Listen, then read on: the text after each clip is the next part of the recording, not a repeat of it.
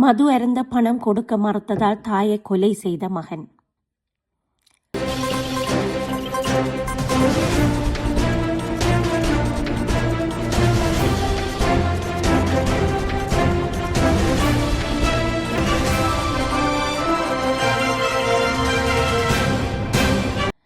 போரால் பாதிக்கப்பட்ட இலங்கையை கட்டியெழுப்ப வேண்டும் என துடிக்கும் நேரத்தில் போதியால் பாதிக்கப்படும் இழப்புகளை நிவர்த்தி செய்ய முடியாமல் துடிக்கும் குடும்பங்கள் பலர் வாழ்ந்து வருகிறார்கள். பிள்ளைகளுக்கு பசிக்கிறது, உணவு வாங்க பணம் இல்லை என்பதற்காக திருடியவரை தேங்காய் மரத்தில் கட்டி வைத்து அடித்த வரலாறும் இலங்கையில் தான் இருக்கிறது. அதேபோல் வறுமையால் பிள்ளைகளை பார்க்க முடியவில்லை, பிள்ளைகள் பசியால் துடிக்கிறது என்றெண்ணி பிள்ளைகளுடன் கிணற்றில் குதித்து உயிரை மாய்த்த பெற்றோரும் இலங்கையில் தான் இருக்கிறார்கள். ஆனால் இன்று நிலைமை வேறாகிவிட்டது. இன்று போர் முடிந்துவிட்டது. பல தொழில் வாய்ப்புகள் இருக்கிறது, சுய தொழில் முயற்சிகள் இருக்கிறது. ஆனால் எதனையும் கண்டுகொள்ளாது வீட்டில் இருந்தபடி பெற்றோரிடம் பணம் பெற்று மது அருந்திவிட்டு அதே பெற்றோரை அடிப்பதும் உதைப்பதும் வழமையாகிவிட்டது. இதற்கு சாட்சியாக நேற்று மட்டக்களப்பில் ஒரு சம்பவம் நிகழ்ந்திருக்கிறது.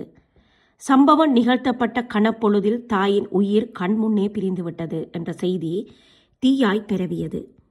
அவ்வாறு அந்த செய்தி பரவ காரணம் ஏலவே தாயை கொலை செய்ய தூண்டிய சம்பவம் ஒன்று கடந்த மாதம் யாழ்ப்பாணத்தில் இடம்பெற்று வழக்குகள் நடைபெற்று வருகிறது. அதனை அடுத்து நேற்று மகன் தாயை கொலை செய்த செய்தி பரவ தொடங்கியது. இந்த செய்தியை தேடி பார்த்தால் விபரம் விபரீதமாக இருந்தது. மட்டக்களப்பு சித்தாண்டி பகுதியில் உள்ள 4ஆம் பிரிவு பழைய சந்தியில் உள்ள வீட்டில் தாயும் மகனும் வசித்து வந்த நிலையில் புத்தாண்டு கொண்டாட்டங்கள் நிறைவடைந்து விட்டது. நேற்றைய தினம் வளம மாதிரி மதுபான சாலைகள் திறக்கப்பட்டு விட்டன. இதனை மனதில் வைத்துக்கொண்டு 19 வயது நிரம்பிய மகன் தாயிடம் 1000 ரூபாய் தரும்படி கேட்டுள்ளார்.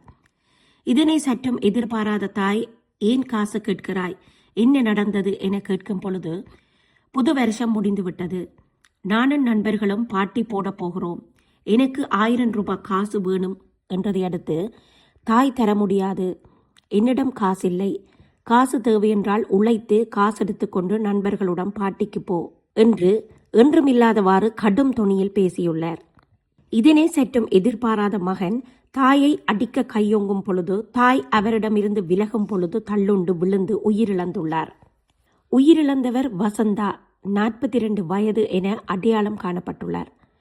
தாயாரை தள்ளி விழுத்தியதும் தூக்க முயற்சித்து பார்த்த பொழுது அவர் கண்முழிக்காமல் அசைவற்ற நிலையில் இருந்ததை அடுத்து சம்பவ இடமான தன் வீட்டில் நின்றால் தன்மேல் கொலைப்பலி வந்துவிடும் என்றெண்ணி மகன் தலைமறைவாகிய நிலையில் சங்குவலி போலீசாரின் துரித நடவடிக்கையால் தலைமறைவான மகன் கைது செய்யப்பட்டதுடன் இறந்த தாயான வசந்தாவின் உடல் மட்டக்களப்பு போதனா வைத்தியசாலையில் உடற்கூற்று பரிசோதனைக்காக வைக்கப்பட்டுள்ளது. இந்த சம்பவத்தை பார்த்தால் மகனுக்கு வயது 19, வேலைக்கு போவதில்லை, வீட்டிலிருந்து தாய்க்கு கிடைக்கும் வருமானத்தில் மது அருந்தி தன்னுடலை கெடுத்து வந்ததுடன் மது மீதான ஆர்வம் தலைக்கேறி இன்று தாயையே கொலை செய்தும் அளவுக்கு தூண்டிவிட்டது. இது ஒரு சம்பவம் அல்ல, பெற்றோருக்கான அறைகூவல். 19 வயதுடைய ஆண்மகன் நேற்றுத்தான் மது அருந்த ஆரம்பித்தவர் இல்லை. அவர் நண்பர்களுடன் அடிக்கடி மது அருந்திவிட்டு வருகிறார். வேலைக்கு போவதில்லை. எவ்வாறு பணம் வருகிறது? மது அருந்தும் அளவுக்கு வேலைக்கு போகாமல் ஒருவர் பெற்றோரின் காசில் மது விருந்துக்கு போவாராயின் பிழை பெற்றோரிலேயே இருக்கிறது. பணம் கேட்கும் போதெல்லாம் கேள்வி கேட்காமல் கொடுத்ததன் விளைவு இன்று தாயை கொலை செய்துவிட்டு மிகுதி காலத்தை சிறையில் கழிக்கும் பரிதாப நிலையை தோட்டியிருக்கிறது. 42 வயதுடைய தாய், உடல் ஆரோக்கியம் உள்ள பெண், மகன் தள்ளி விழுத்தி பலமான காயம் ஏற்படுத்தப்பட்டு ஒருவர் இறப்பாரானால் இந்த 19 வயது மகனின் செயற்பாடு எவ்வளவு கொடூரமாக இருந்திருக்க வேண்டும். அன்பான பெற்றோர்களே, புதிய கல்வி சீர்திருத்த சுற்று நிருபத்தின்படி 3ஆம் நபர் ஒரு பிள்ளையை தண்டிக்க முடியாது. பெற்றவர்கள் மட்டும்தான் பிள்ளைகளை தண்டிக்க முடியும். தவறான செயற்பாடுகளை காணும் பொழுதே முளையிலே கிள்ளிவிடுங்கள். மரமாகி விதியானால் உங்களையும் கொன்று சமூகத்தையும் கொன்று பிள்ளைகள் சிறை கம்பிகளுக்கு பின்னால் வாழும் பரிதாப நிலைக்கு தள்ளப்பட்டு விடுவார்கள். ஒவ்வொரு பெற்றோரும் பிள்ளைகளை வளர்க்கும் பொழுது வளர்ச்சிக்கு மேலால் கனவு காண்பது வழமை. இந்த தாய் தன் மகனை என்னவெல்லாம் எண்ணி வளர்த்திருப்பார். இன்று வளர்த்தகடா மார்பில் பாய்ந்தது போல் இன்று உயிரற்ற நிலையில் தாயும் சிறை கூண்டுக்கு பின்னால் மகனும் வாழும் நிலைக்கு மது தள்ளிவிட்டது.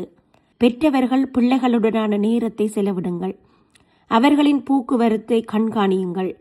பணத்தால் எந்த தேவையையும் நிறைவேற்றலாம் என்ற பிள்ளைகளின் எண்ணத்தை அவர்களின் மனதிலிருந்து அழித்து விடுங்கள். மதுவோ போதையோ பாவித்த மகனை போலீசார் இனங்காண முன் எந்த ஒரு தாயாலும் இனம் கண்டுவிட முடியும். பெற்றோரின் பாசத்துக்கு கட்டுப்படும் குழந்தை மதுவோ போதையோ ஏற்படுத்தும் இன்பத்துக்கு அடிமையாகாது.